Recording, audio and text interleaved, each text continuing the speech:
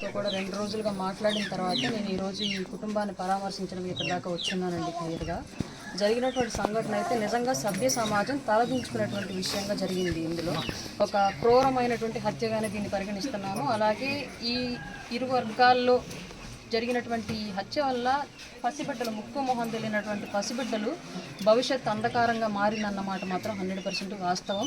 ఈ విషయంలో ప్రభుత్వం వీళ్ళ పట్ల జాలి చూపించి ఈ బిడ్డలకి భవిష్యత్తు ఏంటనేది ఆలోచించి, అలాగే ఆ అమ్మాయి కూడా చిన్న పాప, నిండా 30 ఏళ్ళు కూడా ఉన్నటువంటి అమ్మాయి, ఆ అమ్మాయి జీవితం భవిష్యత్తు ఎలా ఉండిద్ది అనేది మనకు తెలియదు కాదు. సహజంగా మగదిక్కు ఉన్నటువంటి మహిళల వైపే రకరకాలుగా చూసేటువంటి వ్యవస్థ మనది. మగదిక్కు కోల్పోయినటువంటి మహిళకి ఆర్థిక భరోసా అనేది ప్రభుత్వం అందించకపోతే ఎలాంటి భవిష్యత్తు ఉండిద్దా అనుకునేది మనం ఊహించిన వాళ్ళం అయితే కాదు. కాబట్టి ప్రభుత్వాన్ని నేను ఈ వేదిక సాక్షిగా ఒకటే రిక్వెస్ట్ చేస్తున్నాను. చట్టపరంగా ఇప్పటివరకు జరిగిన దాంట్లో 100% చర్యలు కరెక్ట్గానే తీసుకున్నారని నేనైతే ఎంక్వైరీ చేశాను. ఎందుకంటే హత్య చేసినటువంటి వ్యక్తితో పాటు అతని తండ్రిని కూడా లోపల పెట్టడం, అలాగే హత్య జరిగింది కారు ద్వారా అయితే వాళ్ళకు ఉన్నటువంటి ప్రాపర్టీస్ని కూడా సీజ్ చేసి మిగతా వాటిని కూడా స్టేషన్లో పెట్టి 2 ముద్దాయిల్ని జిల్లా జైలుకి తరలించారు. 100% చట్టం తన పని తను చేసుకుంటూ వెళుతుందని అయితే ఇప్పటివరకు జరిగినటువంటి సంఘటన నేను ఎంక్వైరీ చేసిన తర్వాత తెలుసుకున్నాను. ఇక మీద జరగాల్సిన అంశం కూడా ఈ ఆడబిడ్డ మొహం, ఈ పసిబిడ్డల మొహం చూసి రిక్వెస్ట్ చేస్తున్నాను నేను గవర్నమెంట్ని, హోంమంత్రి గారిని, అలాగే స్థానికంగా ఉన్నటువంటి రాజకీయ నేతలను నేను ఒకటే రిక్వెస్ట్ చేస్తున్నాను.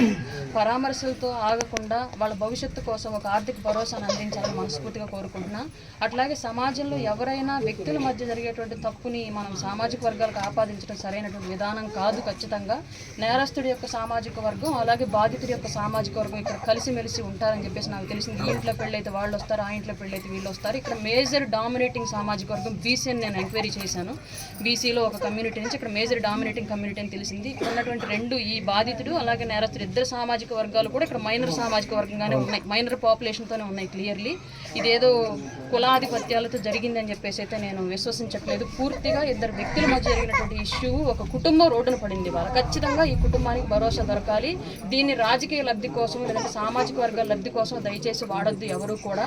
ఒక వర్గం మరొక వర్గం మీద చేసినటువంటి విధానంగానే దీన్ని చూసుకొని న్యాయం జరిగే విధంగా ఎవరైనా ముందుకు వెళ్ళాలని చెప్పేసి అయితే మనస్ఫూర్తిగా నేను కోరుకుంటున్నానండి. దీన్ని ఏ విధంగా కూడా రాజకీయ లబ్ధి కోసం లేదంటే సామాజిక వర్గాల లబ్ధి కోసం తిప్పొద్దు. ఎవరు మాట్లాడినా ఎవరు వచ్చినా సరే ఈ కుటుంబం మంచి కోసం మాత్రమే మాట్లాడదాం. అలాగే నేరస్తుడికి బాధితుడికి కులం ఉండదన్న విషయం మాత్రం గమనించండి. నేరం ఎవరు చేసినా సరే నేరమే, బాధితుడు ఎవరైనా సరే బాధితుడే. ఈ విషయాన్ని గమనించుకొని ప్రభుత్వం పెద్ద ఎత్తున ఈ కుటుంబానికి మంచి చేయాలని అయితే, నేను కూటమిలో ఉన్నప్పటికీ కూడా ఈ కుటుంబానికి న్యాయం చేయకపోతే మాత్రం వీళ్ళ తరపున మేము కూడా వాయిస్ రైజ్ చేయడానికి, యాంటీ గవర్నమెంట్కి వాయిస్ రైజ్ చేయడానికి సిద్ధంగానే ఉంటామని మాత్రం తెలియజేస్తున్నాను.